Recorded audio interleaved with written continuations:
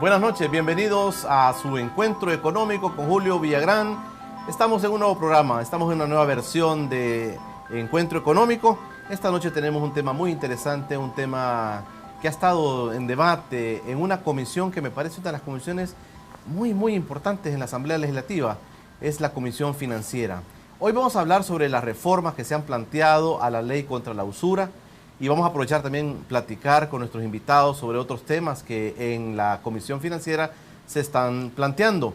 Para esta noche nuestros invitados, dos diputados, el diputado Calixto Mejía del FMLN y el diputado Juan Valiente de Arena.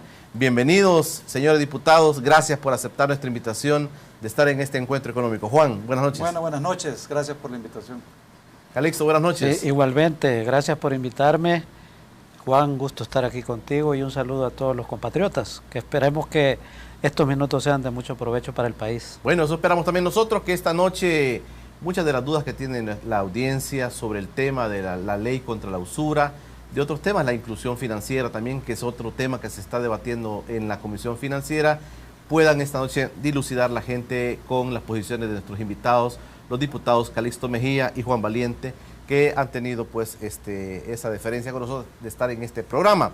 Quiero comentarles, antes de comenzar nuestra plática, que la Comisión Financiera se creó con el fin de adecuar, revisar y legislar los diferentes temas del ámbito financiero de El Salvador, que son de mucha preocupación e importancia para la economía del país, por el impulso de la globalización, específicamente en la reintegración de los circuitos económicos mundiales de los países del tercer y cuarto mundo, con el fin de encontrar soluciones eficaces que minimicen el impacto de la economía en los salvadoreños. Este es un poco lo que se plantea la Comisión Financiera de la Asamblea Legislativa y por eso esta noche vamos a aprovechar con ellos, con nuestros invitados, miembros de esta comisión, su trabajo, el trabajo que están haciendo todas las fracciones políticas de nuestro país en el tema financiero. También les recordamos que tenemos listas nuestras redes sociales. En el Facebook nos pueden encontrar como Encuentro Económico, en el Twitter como @encuentro_e y en el canal de YouTube como Encuentro Económico, para que nos sigan también. Después de la pausa comenzamos nuestra plática con nuestros invitados.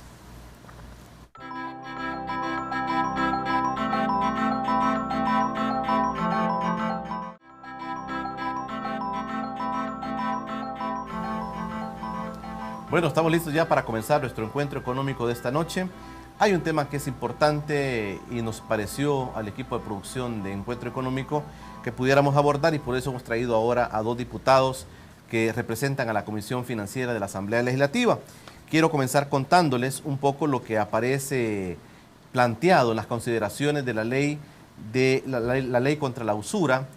Esta ley, en las consideraciones, aparece lo siguiente, que dice que en nuestro país existen personas que, aprovechándose de la necesidad o la inexperiencia de otras, les prestan dinero haciéndoles dar o prometer para sí o para otros intereses, garantías u otras ventajas pecuniarias evidentemente desproporcionadas con su prestación, que se traducen en consecuencias financieras, económicas y patrimoniales que evidentemente dañan el derecho a la propiedad de quienes sufren estas prácticas abusivas.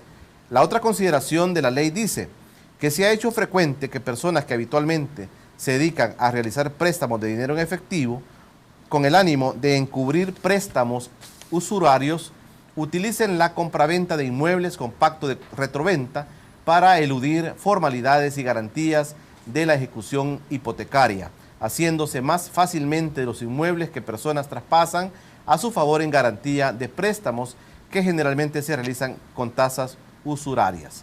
Esto es un poco las consideraciones de la ley contra la usura, pero el objeto de la ley también establece y dice así: la presente ley tiene como objeto prohibir, prevenir y sancionar las prácticas usureras con el fin de proteger los derechos de propiedad y de posesión de las personas y evitar las consecuencias jurídicas, económicas y patrimoniales derivadas de todas las prácticas usureras. Este es el objeto de la ley que fue aprobada, si no me equivoco, en el año 2013. Y para eso tenemos a nuestros invitados. Juan, nuevamente bienvenido. Gracias. Y este es un tema que ha estado en las últimas semanas también planteándose con algunas reformas que se están ventilando. ¿Qué encuentra la Comisión Financiera Juan Valiente, que está dedicando tiempo la comisión para plantearse algunas reformas. ¿Qué ha encontrado? ¿Qué se ha presentado? Entiendo que el presidente del Banco Central ha llegado con ustedes, entiendo que la Defensoría del Consumidor ha llegado también con ustedes. ¿Qué es lo que se está planteando realmente? Bueno, realmente desde que la ley se aprobó hace unos 3 años, pues se ha visto resultados. De hecho, en el informe que planteó el superintendente del sistema financiero, revela que hay ahorro de millones en los intereses que pagan los ciudadanos desde que se aprobó la ley contra la usura. O sea que de alguna manera la ley contra la usura sí nos está ayudando a regular las tasas de interés. Sin embargo, hay preocupación porque en un par de segmentos, unos 3 segmentos de los que regula la ley, los intereses todavía parecieran un poco fuera de mercado. Hay intereses cercanos al 160%, hay en otros segmentos un poco más bajos, pero siempre son intereses que pareciera que con los otros indicadores que nosotros tenemos del mercado económico salvadoreño estarían un poco fuera de mercado, y gracias al interés que tenemos en favorecer a los ciudadanos es que se volvieron a traer los expedientes que estaban engavetados desde hace algún tiempo en la comisión. Se abrieron los expedientes nuevamente y eso ha dado posibilidad que se consideren distintas reformas. Una de las reformas precisamente busca cambiar la metodología de cálculo, que de alguna manera bajaría los intereses, aunque el impacto de este cambio es relativamente pequeño. Hay algo más de fondo en este par de segmentos que te menciono que debería ser estudiado con los colegas diputados de la comisión para lograr realmente un impacto significativo sin que dañemos la economía familiar, porque lo que menos queremos es que tampoco tengan acceso al crédito a aquellos ciudadanos que lo necesiten. Entonces tenemos que buscar un balance que sea adecuado, protegiendo los intereses de los ciudadanos y permitiendo que el sistema financiero permanezca saludable. En una situación económica tan difícil para los salvadoreños, Juan, este tema de la ley contra la usura realmente parece pertinente, en el sentido de que el salvadoreño pues sin duda está adoleciendo del problema económico. Eso no se puede ocultar, ¿verdad? Es una cosa que se vive a diario y tiene que recurrir, por supuesto, a bancos, a microfinancieras o otro tipo de personas que comúnmente o vulgarmente le llamamos prestamistas, ¿verdad? Es ese tipo de situación que hace que la ley se vuelva un poco más importante, creo yo, porque son miles y miles de salvadoreños los que accesan a este tipo de créditos. Sí, por supuesto. Lo que nosotros necesitamos garantizar es que los salvadoreños tengan acceso a crédito a las mejores tasas posibles. Y entonces eso requiere tener el cuidado de alguna manera regular las variables más importantes del sistema sin que afectemos lo que de momento ha sido un sistema bastante saludable. Calixto Mejía, bienvenido, buenas noches. ¿Cómo no? ¿Qué encuentran ustedes, aparte de lo que Juan ya planteaba en el tema de la ley contra la usura? ¿Qué se ha escuchado? Entiendo, como decía, que la Defensoría del Consumidor también presentó algunas denuncias, que creo que son bastantes denuncias que se han conocido, de personas que se sienten afectadas, digamos, sí, con la gente que les ha prestado, con algunos bancos, con algunas financieras o personas naturales que prestan dinero. ¿Qué es lo que les ha dicho la Defensoría del Consumidor sobre este tema? ¿Cómo no? Bueno, mira, antes de ir a tu pregunta directa, dame un par de minutos para referirme en términos generales al contexto, porque como bien lo leíste, la Comisión Financiera del Congreso tiene una alta responsabilidad en legislar para que en materia financiera, pues en lo que nos corresponde contribuir a que el país siga avanzando. Y sin lugar a dudas la relación directa que hay entre la temática financiera y la dinámica económica es fundamental en los países y en el nuestro no es la excepción. De ahí que, digamos, que hayamos logrado el año pasado un crecimiento insuficiente, cierto es, pero crecimiento de todas maneras del 2.5% de crecimiento de nuestra economía, y si eso es positivo, no estamos decreciendo, vamos creciendo, y si eso lo relacionamos con cómo está digamos, el marco financiero, el sistema financiero, con una cartera que anda alrededor de los 12.000 millones de dólares, ¿no? Poco más de 1,5 millones de créditos otorgados, y que el crédito en general creció el año pasado en 4.2%. Eso ha contribuido sin lugar a duda a ese crecimiento que hace un momento mencioné. Entonces, estar discutiendo en la Comisión de Economía, de la Comisión Financiera, la reforma a esta ley contra la usura, pues va en el horizonte, como ya lo dijo Juan, de ayudarle a aquella gente, principalmente que hace uso del microcrédito, ¿verdad? Más que todo del microcrédito. Y aunque la ley incluye a los bancos y las casas comerciales como la Curazao, Simán, etcétera, ¿no? Pero hablemos más de cara de las microfinancieras, por ejemplo, de algunos bancos, pues obviamente son aquellos que otorgan microcrédito, ¿verdad? Las cooperativas entran también dentro de esto, y aquí principalmente un universo de aquellas personas que por necesidad, por su emprendedurismo, por su micronegocio, pues prestan $100, $50, 200, y en su mayoría creo hasta ahí por $500. No estoy diciendo que no haya un poco más arriba de esos montos, pero francamente la ley tiene como blanco, digámoslo así, más o menos ese universo en términos mayoritarios. Entonces, la reforma medular que ahí estamos discutiendo está referido en cómo modificar, que se modifique la forma del cálculo, ¿no?, que está establecida, y esta cosa que le llaman pasar de una tasa simple, promedio simple, a ponderada, y que de manera muy concreta la idea es que impacte en ese universo de los microcréditos y pueda bajar un poco los intereses que la gente está pagando por esos microcréditos. Ahora, esto sin lugar a duda tenemos que hacerlo con toda la responsabilidad. Comentábamos con Juan hace un momento que era importante conocer la experiencia de Colombia. No es porque vayamos a ir allá de ninguna manera, sino conocer cómo está esta legislación y toda la experiencia. Perú y Nicaragua.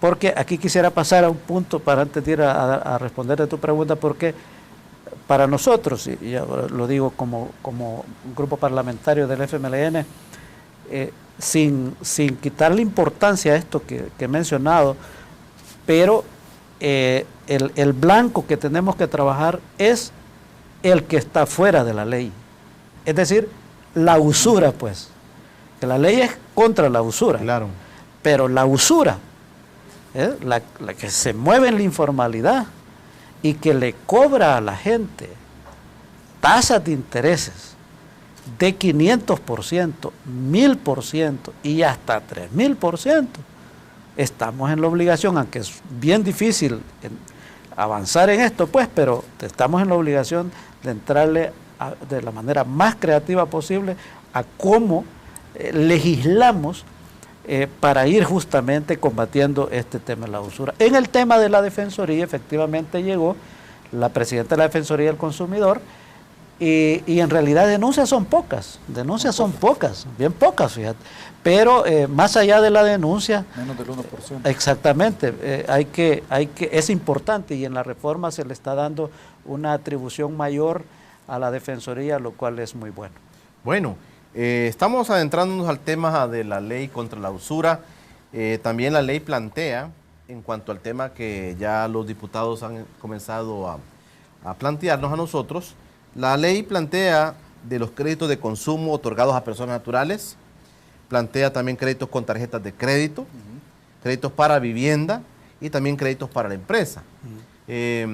Dice Calixto Mejía que han encontrado tal vez una cantidad pequeña de denuncias, pero en el fondo también han encontrado, según entiendo yo, algunas empresas que están cobrando ese tipo de intereses a las personas que han adquirido algún préstamo. Cuando regresemos, vamos a seguir ahondando sobre las personas también que han visitado la Comisión Financiera a propósito de las reformas a la ley contra la usura. Eso lo vamos a ver cuando regresemos.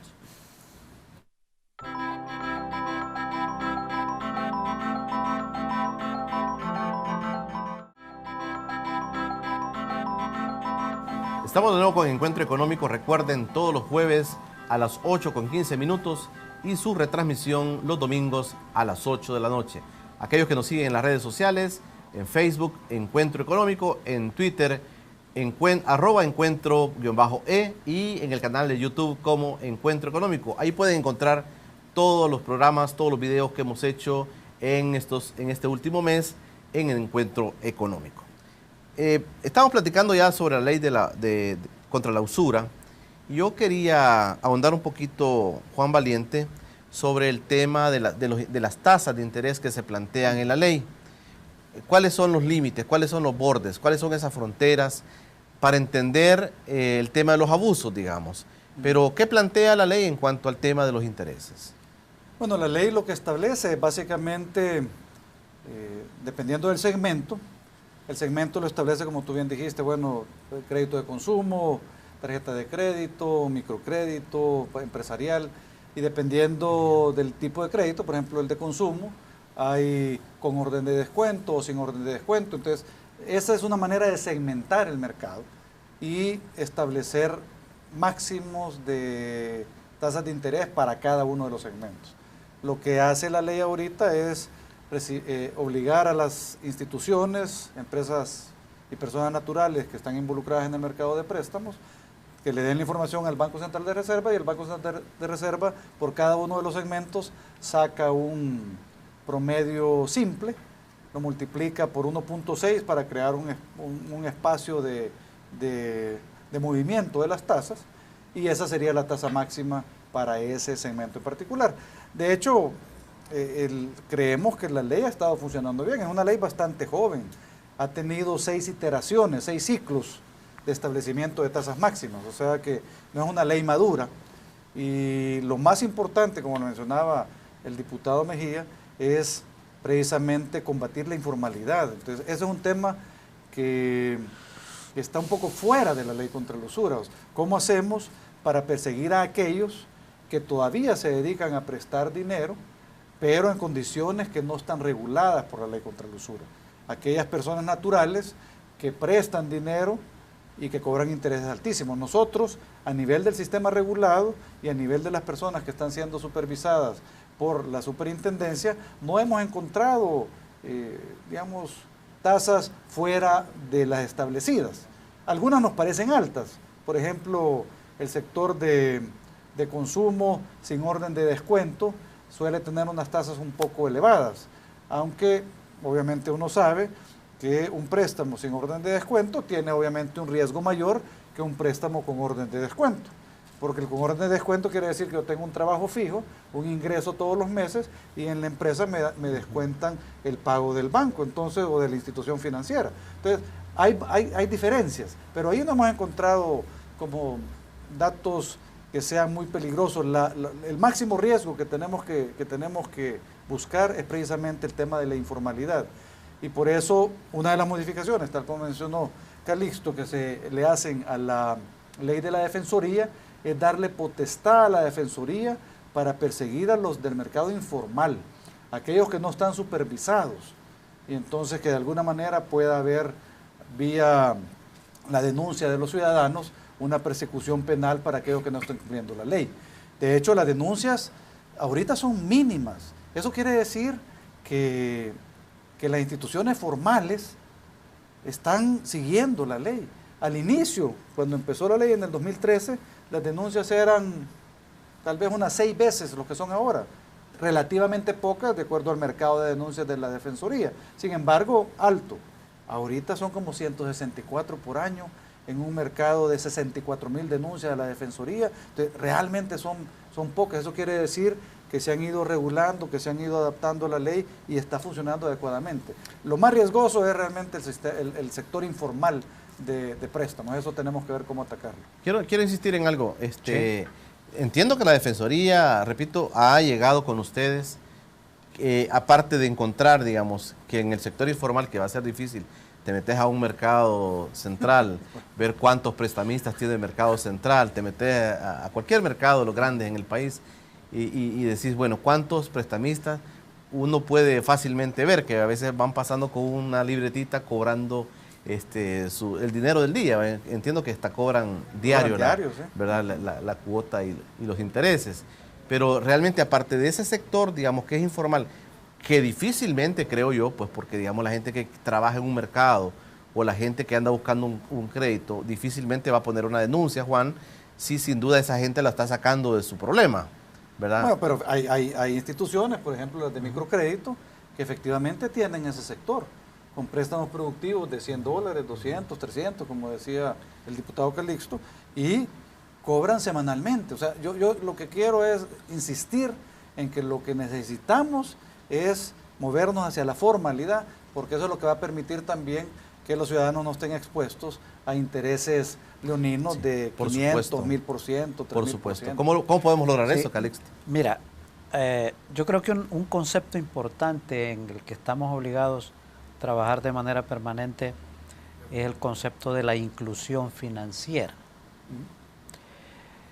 Y es que, el Estado tiene que ir tomando las medidas que sean necesarias para ir garantizando de enfrentar ese reto de la informalidad, de cómo ir haciendo formal quien está en la informalidad. Y en este caso, en materia financiera, de cómo podríamos decir, por ejemplo, ir bancarizando a quien está fuera de todo este sistema financiero.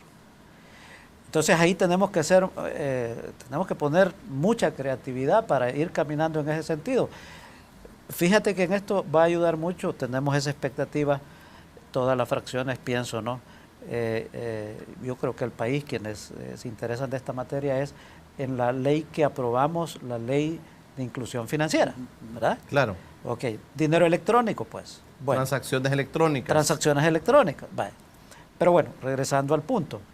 Y el tema de la inclusión, creo que es importante siempre tomarlo así, trabajar con esa visión de inclusión financiera, porque la modificación de esta tasa de la que estamos hablando, de la fórmula de cálculo, si no la hacemos, si no se hace bien y no se guarda equilibrio, el riesgo que existe es que en vez de ayudar a que la gente se vaya incluyendo financieramente, la vayas excluyendo y la vayas tirando a la informalidad.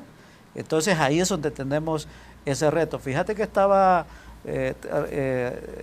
estábamos conociendo el miércoles pasado la exposición de ASOMI, que es una asociación de varias microfinancieras, está Integral, Hábitat para la Humanidad, entre otras, son como 15 creo, un poquito más.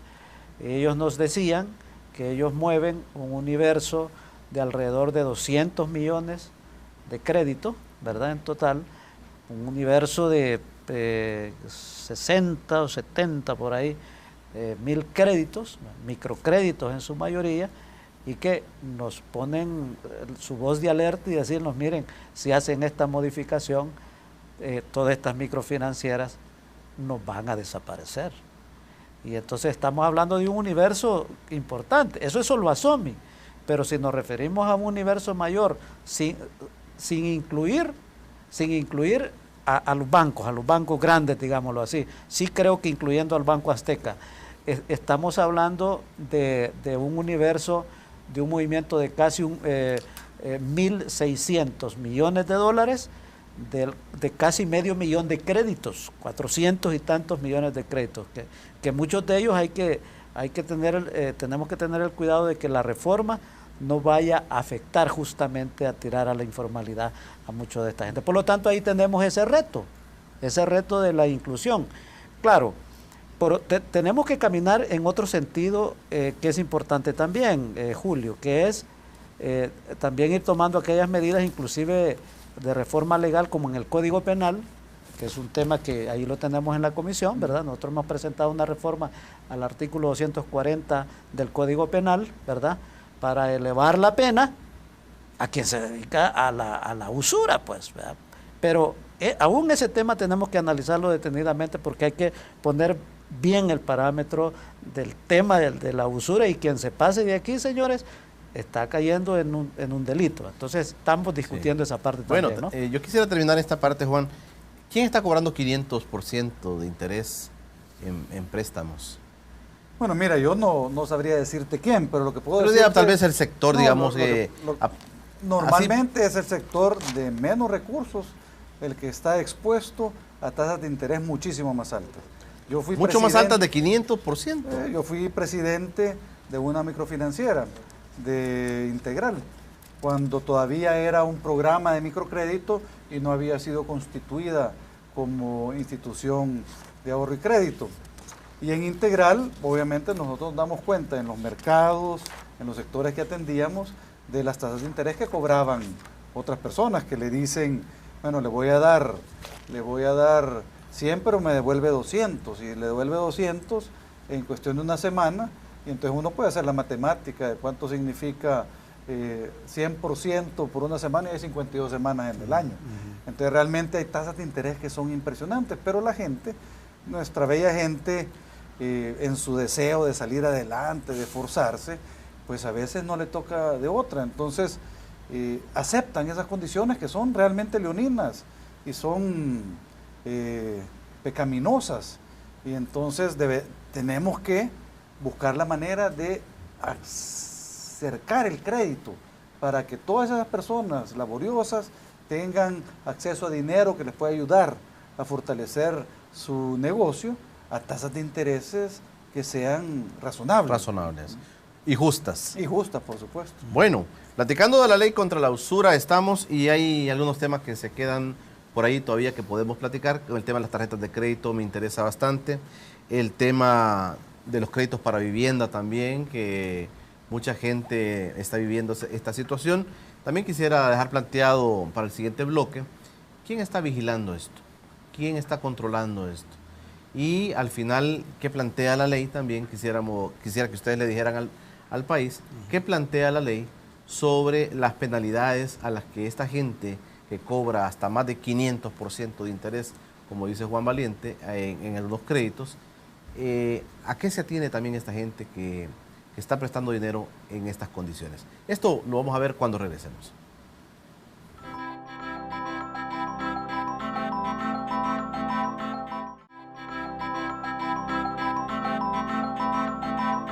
Gracias, nuevamente bienvenidos a su espacio Encuentro Económico con Julio Villagrán. Hoy platicando sobre la ley contra la usura con los diputados Calixto Mejía y Juan Valiente del FMLN y de Arena respectivamente. Esta comisión financiera que tiene varios temas que está en este momento discutiendo. Está el tema de la inclusión financiera también, que es un tema interesante que el país debe conocer. Todas aquellas transacciones electrónicas que se hacen, aquellos depósitos que se están haciendo. Y hay una ley, pero también tiene algunas cosas que habría que ir evaluando, y eso es lo que está haciendo la Comisión Financiera.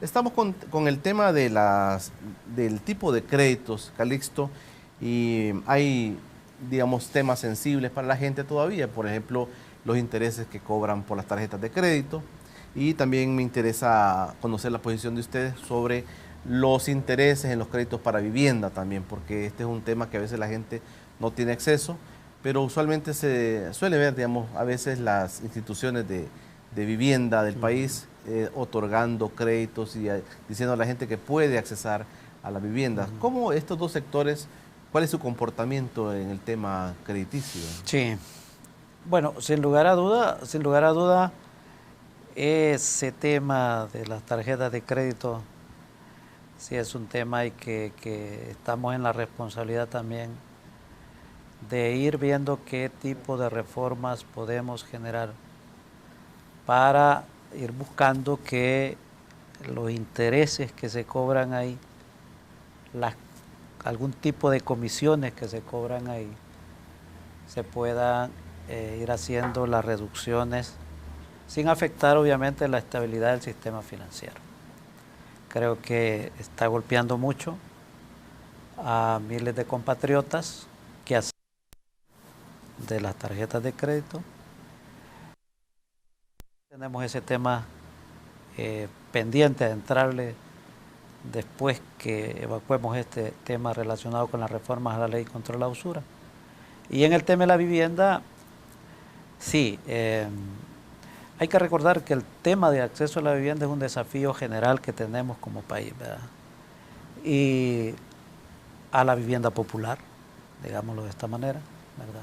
Esto tiene que ver con el sector construcción y también a otro tipo de vivienda de mayor costo. Entonces tenemos que ir caminando en ir generando las condiciones para que ir reduciendo el déficit habitacional en lo que le corresponde al Estado, pero también en lo que corresponde y puede contribuir el sector privado en cuanto a líneas de crédito y que se vayan generando más condiciones de acceso justamente a la vivienda. Tenemos ese gran reto también. En el tema del crédito tenemos que ver también ese segmento de las tasas de intereses y yo creo que ahí tenemos abierto un gran tema de agenda que en los próximos meses hay que irlo abordando.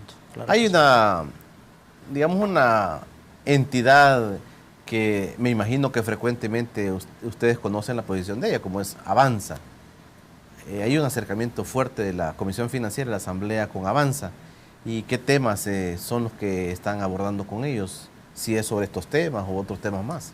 Bueno, no hay realmente una relación estrecha de la Comisión con Avanza per se. Lo que sucede es que Avanza, así como ASOMI, como la Defensoría, como el Centro de Defensa del Consumidor, CDC, pues son instituciones que por estar vinculadas al mercado financiero están cerca de los temas de agenda de la Comisión.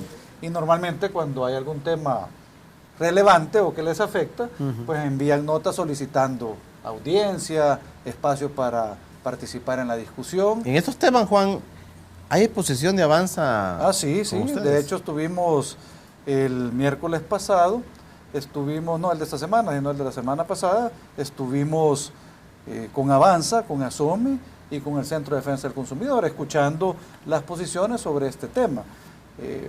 Digamos, Avanza, por ejemplo, piensa que la ley es demasiado joven y que debemos esperar un poco más de tiempo para hacerle cualquier modificación. Piensan que está funcionando. De hecho, hubo un intercambio interesante porque yo no era diputado en ese momento cuando se aprobó la ley, pero parece que el proceso de aprobación de la ley el año 2013 como que fue un poco tumultuoso. 2011. ¿Ah? 2011. 2011, Ajá, fue un poco tumultuoso. 2011. Entonces, ahora, pues como que las cosas han mejorado bastante y de hecho Avanza mismo reconoció que la ley había sido una buena ley, técnicamente sólida y que estaban satisfechos con lo que había pasado. Entonces, sí participan. ASOMI también dijo que había peligro. Ellos, por ejemplo, llevaron un caso concreto. Decían, nosotros normalmente cobramos tasas cercanas al 48%, lo cual es razonable porque normalmente las microfinancieras no se autofinancian con ahorros de los ciudadanos, como sucede con los bancos. Las microfinancieras tienen que buscar fondos fuera y normalmente los consiguen al 12%, no los consiguen a tasa muy preferencial. Y atender créditos pequeños y con esa periodicidad de cobro de semanal, a veces se les hace alto. O sea, si uno ve el costo administrativo para préstamos pequeños comparado con el costo administrativo para préstamos grandes, la diferencia es abismal. Ahora, pero ese 48%, luego de sumársele el costo del seguro, porque es lo único adicional que se le suma, no hay comisiones, y aplicar la fórmula del BCR salía con una tasa efectiva como de 130%. Entonces nos decían, miren, si ustedes nos aplican esta reforma ahorita, nos dejan fuera de mercado. Y reclamaban que la fórmula estaba generando una distorsión y que había algún error que había que revisar. Por eso es que el BCR ha solicitado revisar la metodología específicamente para el sector de microfinancieras porque hay esa distorsión. El CDC también hizo su parte, dando su posición sobre el tema, y nosotros recibimos insumos de todas las entidades. De hecho, vamos a ver cómo investigar de la mejor manera el tema de las legislaciones de otros países, porque, digamos, en Florida, para ponerte un ejemplo, donde le pagan a uno por un certificado a plazo, le pagan cerca del 1%. Cuando uno invierte dinero allá y lo pone en el banco, un certificado a plazo, le dan 1.25. Aquí ahorita están dando como 5 o 5.25. Allá es 1.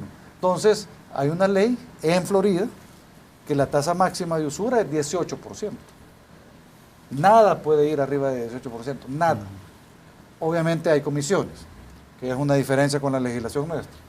En Colombia hace unos años era 40% y una tasa única para todo el mercado. Entonces yo creo que es interesante que estudiemos nosotros los modelos de otros países, de otras legislaciones, para ver, no sé si en este momento, pero si en una segunda, digamos, evolución de la ley contra la usura, estudiamos la aplicación de un modelo diferente. Sobre el modelo peruano, el diputado Calixto está sugiriendo, yo no lo conozco, pero también sería interesante, y el modelo de Nicaragua, conocerlo para poder enriquecer la discusión. Puntualmente, ¿quién vigila este tipo de intereses cobrados que la ley plantea, la ley contra la usura plantea? ¿Quién vigila esto, Calixto? Sí. A ver, recuérdate que por ley es el Banco Central de Reserva el que establece las tasas máximas legales. Si mal no recuerdo, según la ley, están establecidas, son 5 rangos, ¿verdad? Vivienda, consumo, son 5 rangos. Tarjetas de crédito. Ajá, tarjetas de crédito, son 18 tasas, ¿verdad? Es 18 tipos de tasas máximas legales. Quien establece eso es el BCR. Ahora, la superintendencia tiene una responsabilidad como del sistema financiero. De la superintendencia del sistema financiero, la responsabilidad de la supervisión. Ahí tenemos otro reto, Julio, que ya también está planteado como tema permanente, ¿no? Cuando llegan los funcionarios y en nosotros también, que es el tema de que el reto de si hay que entrarle a la supervisión aquel segmento de instituciones, digámoslo así, por ejemplo las cooperativas, que no son supervisadas, ¿verdad? Hay quienes opinan que sí, hay quienes opinan que no. Muchas cooperativas opinan que están de acuerdo que las regule, pero no que la supervise, no la superintendencia, sino el INSAFOCOOP, ¿verdad? Entonces tenemos ese reto, ¿verdad? Que está ese segmento no supervisado, pero hablando de todo el sistema financiero, tú sabes que es la superintendencia del sistema financiero la que... Y las denuncias, digamos, van directamente a la Defensoría del Consumidor. Sí, así es. Si yo estoy teniendo una situación que realmente creo que están abusando con los intereses de mi crédito, yo me puedo abocar a la Defensoría del Consumidor. Totalmente. En estos rubros de los que hemos hablado. Correcto. Bueno, estamos hablando de la ley contra la usura. Hay un tema que me interesa mucho y lo vamos a dejar planteado, y es el tema de aquellas empresas que se dedican a llevar los récords crediticios de las personas. No sé si está planteado en esta ley, no sé si está planteado en las reformas, pero mucha gente se queja de que no desaparecen sus récords crediticios por mucho tiempo de estas empresas que se dedican a llevarle el crédito, a aparecer ahí los morosos digamos, en el sistema financiero. Lo vamos a tocar cuando vengamos. Ahorita vamos con Coralia Cuellar, que tiene listo su micro noticiero de esas noticias económicas importantes del país, siempre por cortesía de dinero.com.sb. Adelante, Coralia. Muy buenas noches, bienvenidos a este micronoticiero de dinero.com.sb. Gracias por acompañarnos una noche más y gracias a Julio Villagrán por este espacio también que nos permite llevar a cada uno de ustedes noticias nacionales e internacionales de forma rápida y todos los temas económicos que tienen que ver con nuestro país también. Vamos a empezar con la primera nota. El presidente del Banco Central de Reserva, Óscar Cabrera, hizo llegar una nota a la Comisión Financiera de la Asamblea Legislativa para informar que dicha entidad está preparando un proyecto integral de ley de seguros. El proyecto de ley deriva de la iniciativa del diputado y presidente de la Comisión, Francis Sabla, de proponer un artículo, o mejor dicho, al artículo 1344 del Código de Comercio, un único que habla sobre seguros, una reforma. Esta reforma es para el valúo de aquellos bienes que son dañados o que reciben algún siniestro por parte de en algún momento de alguna eventualidad.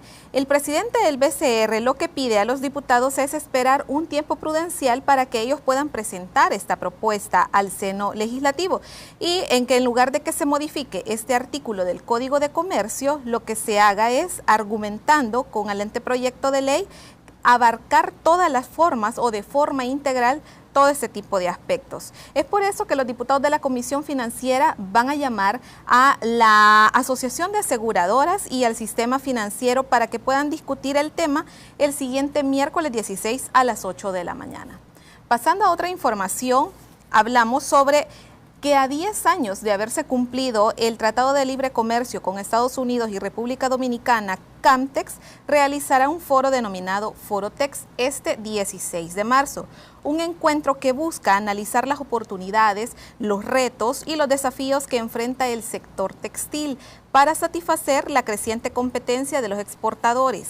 Además de este foro, se retomarán algunas negociaciones también que se tienen pendientes con Canadá para un tratado de libre comercio, el cual se encuentra estancado desde hace 10 años. Así lo dejó ver el presidente de CAMTEX, José Escobar, quien agregó además que actualmente El Salvador solo exporta 15 millones de dólares al mercado canadiense. Además, la industria textil y de confección representa un rubro importante para el país, ya que según los datos del BCR, esta industria representó el 46% de las exportaciones total del país en 2015. Y así, con otras informaciones, y ya para finalizar, el Consejo del Salario Mínimo dio a conocer que la decisión sobre el monto de la nueva tabla de salarios mínimos se dará a conocer en abril próximo. Actualmente, todas las argumentaciones de las diferentes propuestas sobre el incremento al salario mínimo urbano y rural, tanto del gobierno como de la empresa privada y de algunos sindicatos, ya fueron expuestas ante este Consejo. Como ya se conoce, la propuesta del gobierno es que se aumente a $300 el salario mínimo urbano y que llegue a 250 el salario mínimo rural. Por su parte, la Asociación Nacional de la Empresa Privada, ANEP, propone un aumento del 9% y que este se haga de forma gradual durante 3 años. Sin embargo, el gobierno dice, o insiste mejor dicho, en abogar por un salario mínimo justo. El sector de la maquila expone que los bonos que reciben sus empleados amplían el salario mínimo que ellos reciben, mientras que otros sectores como el sector agropecuario indica que esos salarios propuestos por el gobierno sobrepasan la capacidad instalada que tienen para pagos de sus salarios. Es así como llegamos al final de este micronoticiero de dinero.com.sb. Recuerde sintonizarnos cada jueves y en su repetición cada domingo, siempre en la entrevista de Encuentro Económico con Julio Villagrán. Nos vemos en la próxima.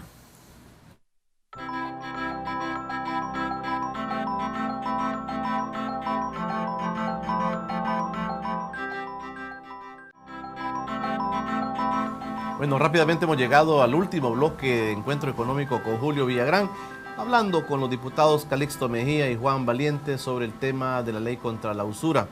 Ya nos han explicado de esas reformas planteadas. Veo que hay una armonía importante en estos temas en la Comisión Financiera. Yo creo que es importante para el país, Juan, ver cómo ustedes están manejando estos temas. Veo que hay, digamos, mucho acercamiento con todas las fracciones. He escuchado también al diputado Francis Sabla de Ghana, que es el presidente de la comisión, tener posición muy clara sobre el tema de las reformas planteadas a la ley contra la usura. Hay una pregunta que la gente se hace y me han comentado, y es sobre cómo desaparecer a veces de los récords crediticios que algunas empresas que se dedican a esto. ¿Cómo puede ser esto? Si ustedes han platicado o se plantean reformas a esta situación, porque mucha gente se ve afectada con este tema. Bueno, mira, el tema del historial crediticio es un poco complicado. De hecho, en el país tuvimos recientemente una reforma a la ley del historial crediticio. En el mundo, el estándar normalmente es de unos 5 años de permanencia de la información negativa en el historial de una persona. 5 años. De 5 a 7, porque obviamente eso le da certeza y le baja el riesgo a las instituciones que prestan. En el país era 3 años. y se mantiene en 3 años, pero logramos hacer un par de excepciones. La primera es que si el crédito era menor al 50% del salario mínimo, o sea, que el saldo en mora, un saldo pequeño de cerca de $100, y se pagaba en su totalidad, que entonces saliera del historial en 6 meses. Una forma de decirle a la gente, tratar de que no se sintiera con muerte civil y que nunca más le iban a prestar durante 3 años, y logramos hacer eso. Ha tenido un impacto en el sector financiero. Algunas instituciones se han quejado que les ha complicado el otorgamiento de créditos porque al tener menos profundidad la información, en sus fórmulas le aumentan el riesgo al crédito, pero a veces los ciudadanos preferimos que nos saquen que saquen la información negativa, aunque no valoramos en su justa medida el impacto final. Sin embargo, sí hemos considerado un par de excepciones que creo que van a ir en beneficio de la gente. Sí. ¿Listo? Fíjate que este tema, a la hora que revisábamos las estadísticas, pero es que la verdad, como ya sabemos, toda ley tiene un carácter general, y además es en futuro, desde que entre en vigencia. Lo digo porque en la estadística que se nos proporcionaba, el universo de personas que en el momento que discutíamos, hace como 3 meses creo, las reformas a esta ley del historial crediticio, era bien mínimo en relación al universo de personas que hacen uso de créditos y todo eso, bien mínimo. Pero aún así era importante hacer esa reforma. Una cosa que también, si bien es cierto, no tiene un carácter general, no creo que sea una cuestión generalizada, pero que fue importante hacerle la reforma, es que el historial crediticio no se utilizara para discriminación laboral. La Defensoría nos hizo ver, poco cierto, pero algunos casos que tuvo denuncia, que tuvo conocimiento. Si aparece como sí, en mora, usted puede ser contratado. Usted no puede ser contratado, o era, digamos, despedido de la empresa donde estaba. Entonces se hizo la reforma esa, porque en realidad es una cosa inconstitucional, pues no, por esa razón no podía haber discriminación, ni mucho menos, pues claro que no, la Constitución no permite la discriminación. Fue una reforma, si bien es cierto, por algunos casos que se dieron, pero es importante, digamos, cortar ese tipo de situaciones o no dejar espacio alguno en la ley a que ese tipo de situaciones pudieran ocurrir. También hay un tema, ya para ir cerrando, el tema que hemos reflexionado esta noche, el tema del cobro de interés sobre interés. Entiendo que también hay un planteamiento de la Comisión sobre esto. No, eso ahorita ya está regulado y es ilegal cobrar intereses sobre interés. Por eso te digo, yo creo que el sector financiero es un sector al que se le ha metido bastante el diente en los últimos años con las regulaciones que hay. La ley de tarjetas de crédito, la ley contra la usura, la ley de historial crediticio. Entonces, realmente se ha ordenado muchísimo. Yo quería rescatar algunos temas de la ley del historial crediticio, porque son modificaciones pequeñas, pero que, como dice el diputado Calixto, son bastante relevantes. Por supuesto que era ilegal desde siempre utilizar el historial crediticio para otros fines que no fuera la evaluación de la capacidad financiera y el otorgamiento de créditos. Pero como teníamos indicios que podía estar siendo utilizado para otros fines, entonces regulamos y lo hicimos explícito que era ilegal usarlo para fines de contratación de personal, porque realmente a uno le pueden decir, tráigame su currículo, mire, y por cierto, tráigame el reporte, como que fuera un reporte más, ¿verdad? Pero al final estaba posiblemente así como te dicen, traiga la solvencia de la policía, tráigame su récord crediticio. También hicimos claro que la propiedad de la información es del ciudadano. O sea, que esa información no le pertenece ni a las empresas que la generan, ni a las empresas que se dedican a manejar el historial, sino que ese historial es de cada uno de nosotros. Y si quiere ser utilizado, tiene que haber una autorización expresa de parte del ciudadano.